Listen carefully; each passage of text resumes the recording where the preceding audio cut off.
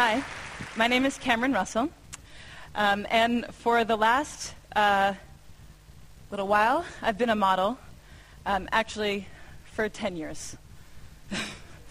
And I feel like there's an uncomfortable tension in the room right now because I should not have worn this dress. So luckily, I brought an outfit change. This is the first outfit change on the TED stage, so you guys are pretty lucky to witness it, I think.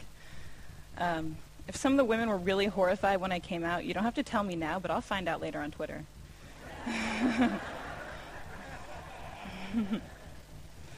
I'd also note that I'm quite privileged to be able to transform what you think of me in a very brief 10 seconds. Not everybody gets to do that.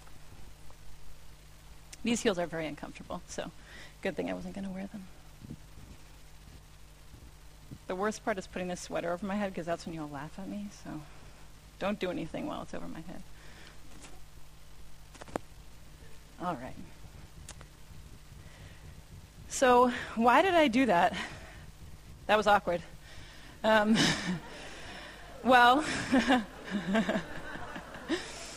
hopefully not as awkward as that picture. Image is powerful, but also image is superficial. I just totally transformed what you thought of me in 6 seconds.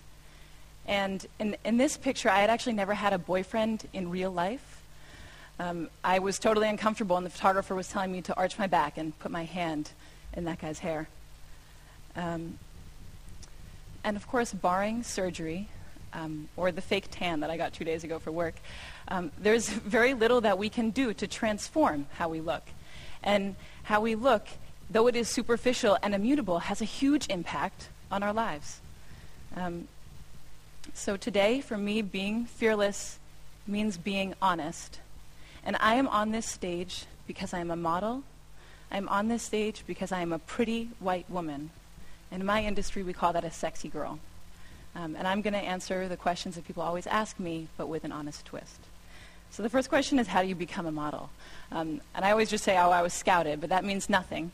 The real way that I became a model is I won a genetic lottery, and I am the recipient of a legacy. And maybe you're wondering, what is a legacy? Well, for the past few centuries, we have defined beauty not just as health and youth and symmetry that we're biologically programmed to admire, but also as tall, slender figures and femininity and white skin. And this is a legacy that was built for me, and it's a legacy that I've been cashing out on. And I know there are people in the audience who are skeptical at this point, and maybe there are some fashionistas who are like, wait, Naomi, Tyra, Joan Smalls, Lou Wen, and first, I commend you on your model knowledge, very impressive. But unfortunately, I have to inform you that in 2007, a very inspired NYU PhD student counted all the models on the runway, every single one that was hired, and of the 677 models that were hired, only 27, or less than 4%, were non-white. The next question people always ask me is, can I be a model when I grow up? And the first answer is, I don't know, they don't put me in charge of that. But the second answer, and what I really want to say to these little girls, is why? You know, you can be anything. You could be the President of the United States, or the inventor of the next internet, or a ninja cardiothoracic surgeon poet, which would be awesome, because you'd be the first one. If after this amazing list, they still are like, no, Cameron, I want to be a model, well, then I say, be my boss, because I'm not in charge of anything, and you could be the editor-in-chief of American Vogue, or the CEO of H&M, or the next Stephen Meisel. Saying that you want to be a model when you grow up is akin to saying that you want to win the Powerball when you grow up. It's, out of your control, and it's awesome, and it's not a career path. I will demonstrate for you now 10 years of accumulated model knowledge, because unlike cardiothoracic surgeons, it can just be distilled right into right now. So if the photographer is right there, and the light is right there like a nice HMI, and the client says, Cameron, we want a walking shot, well, then this leg goes first, nice and long, this arm goes back, this arm goes forward, the head is at 3/4, and you just go back and forth. Just do that. And then you look back at your imaginary friends 300, 400, 500 times. It will look something like this.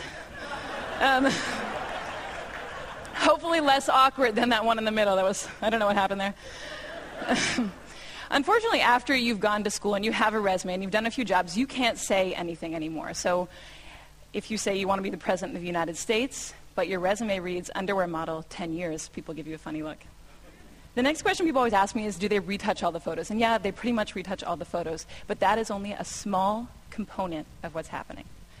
This picture is the very first picture that I ever took, and it's also the very first time that I had worn a bikini. And I didn't even have my period yet. I know we're getting personal, but I was a young girl. This is what I looked like with my grandma just a few months earlier. Here's me on the same day as this shoot. My friend got to come with me. Here's me at a slumber party a few days before I shot French Vogue. Here's me on the soccer team and in V Magazine. And here's me today. And I hope what you're seeing is that these pictures are not pictures of me. They are constructions.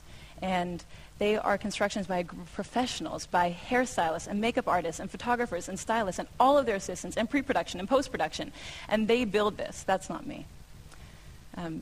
Okay, so the next question people always ask me is, do you get free stuff? I do have too many 8-inch heels, which I never get to wear, except for earlier. But the free stuff that I get is the free stuff that I get in real life, and that's what we don't like to talk about. I grew up in Cambridge, and one time I went into a store and I forgot my money and they gave me the dress for free. When I was a teenager, I was driving with my friend who was an awful driver, and she ran a red, and of course we got pulled over. And all it took was a sorry officer, and we were on our way. And I got these free things because of how I look, not who I am. And there are people paying a cost for how they look and not who they are. I live in New York, and last year of the 140,000 teenagers that were stopped and frisked, 86% of them were black and Latino, and most of them were young men. And there are only 177,000 young black and Latino men in New York. So for them, it's not a question of will I get stopped, but how many times will I get stopped? When will I get stopped?